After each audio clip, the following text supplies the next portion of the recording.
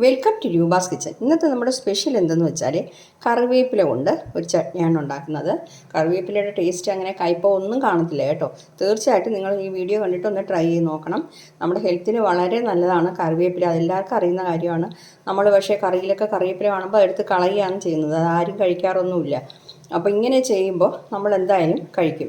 ഇതുപോലെ തന്നെ കരിവേപ്പില പൊടിയുണ്ട്. കറിവേപ്പില ഇങ്ങനെ കുറേ ദിവസം കേടുകൂടാതിരിക്കുന്ന അങ്ങനത്തെ റെസിപ്പീസൊക്കെ ഉണ്ട് കേട്ടോ. അപ്പം നമ്മൾ വീട്ടിലൊക്കെ കറിവേപ്പില ഉള്ളവർക്കും അതുപോലെ കടയിൽ നിന്നൊക്കെ ചിലപ്പോൾ നമുക്ക് ധാരാളം കറിവേപ്പില കിട്ടും. അപ്പം നമ്മളത് വാടിയും കരിഞ്ഞും ഒക്കെ പോകാറാണ് പതിവ്. പക്ഷേ ഇതുപോലെ ചെയ്ത് നോക്കൂ, നല്ല ടേസ്റ്റാണ്. തീർച്ചയായിട്ടും നിങ്ങൾ ചെയ്ത് നോക്കണം. പിന്നെ ഇത് വെള്ളം ചേർക്കാതെ കട്ടിക്ക് നമ്മൾ ഇങ്ങനെ കട്ട ചമ്മന്തിയായിട്ട് എടുക്കില്ല, അതുപോലെ എടുക്കുകയാണെങ്കിൽ ചോറിലിട്ട് കുഴച്ച് കഴിക്കാൻ നല്ല ടേസ്റ്റായിരിക്കും കേട്ടോ. ഇതിപ്പോൾ ഞാൻ ദോശയ്ക്കായതുകൊണ്ട് ഒരു കടുക് വറുത്ത് ചേർത്തു, അത്രയേ ഉള്ളൂ. കണ്ടോ, ഞാനിപ്പോൾ ഇത്രയും കട്ടിക്കാണ് എടുത്തിട്ടുള്ളത്. കുറച്ച് വെള്ളം ചേർത്തിട്ട്, കുറച്ചുകൂടെ വെള്ളം വേണമെങ്കിൽ നിങ്ങൾക്ക് ചേർക്കാം, പക്ഷേ കൂടുതൽ വെള്ളം ചേർക്കരുത്, ടേസ്റ്റ് കാണത്തില്ല. തീരെ വെള്ളം പോലെ അങ്ങ് ആക്കരുത്. അപ്പോൾ ഈ മെത്തേഡിൽ തന്നെ നിങ്ങൾക്ക് കൊത്തമല്ലി ഇല, അതേപോലെ പുതിന ഇല, ഈ കറിവേപ്പിലേക്ക് പകരം ചേർത്തിട്ട് ചമ്മന്തി ഉണ്ടാക്കാം. അതും നല്ല ടേസ്റ്റ് ആയിരിക്കും. അപ്പോൾ അതെങ്ങനെ ചെയ്യണമെന്നുള്ളത് നോക്കാൻ വരും. അപ്പോൾ ഇതിന് നമ്മൾ അധികം മുറ്റാത്ത കറിവേപ്പില നോക്കിയെടുക്കുന്നതാണ് നല്ലത്. അപ്പോൾ പിഞ്ചിലകളായിട്ട് കിട്ടുകയാണെങ്കിൽ വളരെ നല്ലതാണ് കേട്ടോ. അപ്പം നമ്മളിന്ന് ഉണ്ടാക്കുന്ന ആ കരിവേപ്പില കൊണ്ടുള്ള ചട്നിക്ക് വേണ്ടിയിട്ട് ഞാൻ കറിവേപ്പില നല്ല രീതിയിൽ ക്ലീൻ ചെയ്തിട്ട് കഴുകി വെച്ചിട്ടുണ്ട്. ഈ കഴുകി വെച്ചിട്ട് നമ്മൾ കയ്യിൽ ഇങ്ങനെ പിടിച്ചെടുക്കുമ്പോൾ ഒരു പിടി, അത്രയാണ് നമ്മളിന്ന് എടുക്കുന്ന അളവ് കേട്ടോ. കഴുകിയതിന് ശേഷമുള്ള അളവാണ് ഇത്. വീട്ടിലുള്ള കരിവേപ്പിലയാണ് ഇത് വന്നിട്ട്. അതുകൊണ്ട് ഞാൻ വാഷ് ചെയ്ത് വെച്ചിരിക്കുന്നു. വെറുതെ നിങ്ങൾ കടയിൽ നിന്ന് വാങ്ങിക്കുന്നതാണെങ്കിൽ നല്ല രീതിയിൽ ഉപ്പ് വെള്ളത്തിൽ ഒരു 2 മിനിറ്റ് ഇട്ട് വെച്ചിരുന്നാലും കുഴപ്പമില്ല. ഇല്ലാന്നുണ്ടെങ്കിൽ ഉപ്പ് വെള്ളത്തിൽ നല്ല രീതിയിൽ വാഷ് ചെയ്തിട്ട് വേണം ഇതിനെടുക്കാനായിട്ട് കേട്ടോ.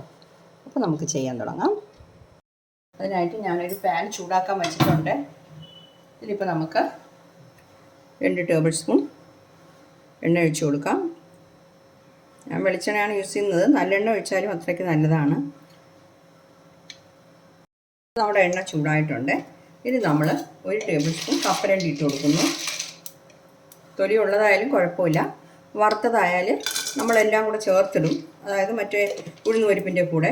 പച്ചയാണെങ്കിൽ ആദ്യം ഇതിട്ടൊന്ന് വറുത്തിട്ട് ചേർക്കണം കേട്ടോ. ഇതിപ്പോൾ വറുത്തതാണ്, അത് കാരണം ഞാൻ ഇതിൻ്റെ കൂടെ തന്നെ 1 ടീസ്പൂൺ ഉഴുന്ന് പരിപ്പ്, 1/2 ടീസ്പൂൺ കടലപ്പരിപ്പും കൂടെ ചേർക്കുന്നു.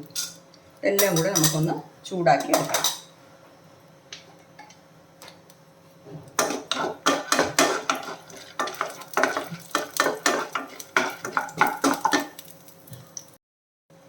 അപ്പോൾ ഇത് പരിപ്പുകളൊക്കെ ഒന്ന് ചുമന്ന് വരുന്നുണ്ട്.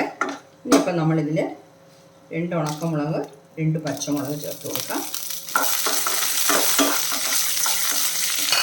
ഇതിൻ്റെ കൂടെ തന്നെ ശകല കായപ്പൊടി, ഒരു 1/4 ടീസ്പൂൺ കായപ്പൊടി ചേർക്കുന്നു.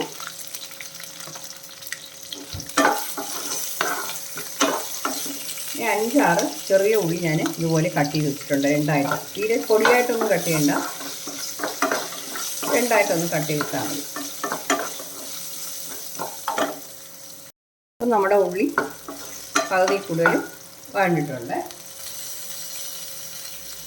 ഇനിയിപ്പോൾ ഇതിൽ ഒരു ചെറിയ കഷ്ണം പുളി, കുറച്ച് മതി, ഒരു 1/4 കപ്പ് ചിരകിയ തേങ്ങ, അതും കൂടെ ഇട്ട് ചൂടാക്കാം.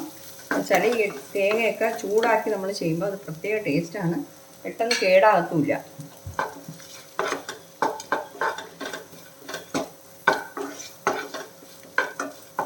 ഹൈ ഫ്ലെയിമിൽ വെക്കരുത്, ഇതൊക്കെ ചെയ്യുമ്പോൾ മീഡിയം ഫ്ലെയിമിൽ വെച്ച് തന്നെ ചെയ്തോണം.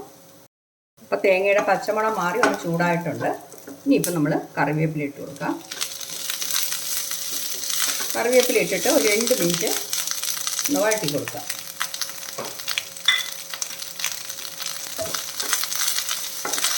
ഫ്ലെയിം കുറച്ച് ഇട്ടിട്ട് ചെയ്താൽ മതി.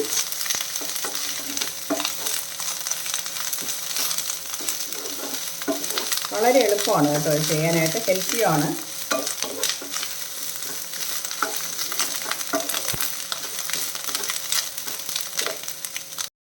അപ്പോൾ ഇത് വറുക്കാൻ തുടങ്ങിയിട്ട് 2-3 മിനിറ്റ് വരെ ആയിട്ടുണ്ട്. കരിഞ്ഞു പോരുത് കേട്ടോ.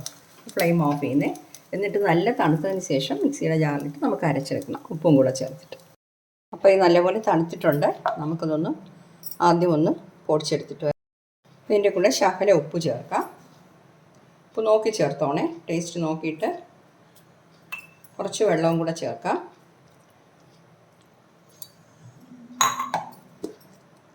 നിങ്ങൾക്ക് കട്ട ചമ്മന്തിയായിട്ട് വേണമെന്നുണ്ടെങ്കിൽ ഇതുപോലെ ശകല വെള്ളം ചേർത്തിട്ട് ഇങ്ങനെ കട്ടിക്ക് അരച്ചെടുക്കാം. ഞാനിപ്പോൾ ദോശയ്ക്കാണ് എടുക്കുന്നത്, അത് കാരണം ശകല വെള്ളം കൂടെ ചേർത്ത് കുറച്ചുകൂടെ ലൂസാക്കുന്നു. അപ്പോൾ ഞാനത് അരച്ചെടുത്തിട്ടുണ്ട്. നമുക്കിനി ഒരു ബൗളിലോട്ട് മാറ്റാം. കണ്ടോ, ഞാൻ ഇത്ര കട്ടിക്കായിട്ട് എടുത്തിട്ടുണ്ട്. കുറച്ചുകൂടെ ലൂസായിട്ട് വേണമെങ്കിൽ ശകല വെള്ളം കൂടെ ചേർക്കാം. ഒരുപാട് വെള്ളം ആക്കണ്ട, ഇതിൻ്റെ ടേസ്റ്റ് കാണത്തില്ല. ഇതിന് കടുക് വറുത്ത് ചേർക്കണം. അപ്പോൾ കണ്ടോ, ഞാൻ കടുകും ഉഴുന്ന പരിപ്പും കൂടെ കടുക് വറുത്ത് ചേർത്തിട്ടുണ്ട്. അപ്പോൾ വളരെ പെട്ടെന്ന് തന്നെ നമുക്ക് റെഡിയായി ഈ കറിവേപ്പില കൊണ്ടുള്ള ചട്നി. തീർച്ചയായിട്ടും നിങ്ങളൊന്ന് ട്രൈ ചെയ്ത് നോക്കണം. എന്നിട്ട് നിങ്ങളുടെ ഫീഡ്ബാക്കും കൂടെ ഒന്ന് അറിയിക്കണം കേട്ടോ. അപ്പോൾ എൻ്റെ ഈ വീഡിയോ എല്ലാവർക്കും ഇഷ്ടപ്പെട്ട് കാണുമെന്ന് വിശ്വസിക്കുന്നു. എൻ്റെ ചാനൽ ഇതുവരെ സബ്സ്ക്രൈബ് ചെയ്തില്ലെങ്കിൽ ദയവായി സബ്സ്ക്രൈബ് ചെയ്യാനും ലൈക്ക് ചെയ്യാനും ഷെയർ ചെയ്യാനും കമൻറ്റ് ചെയ്യാനും ഒന്നും മറന്നു പോകരുത്. അടുത്തത് നല്ലൊരു റെസിപ്പിയായിട്ട് വീണ്ടും കാണാം. Okay, thank you.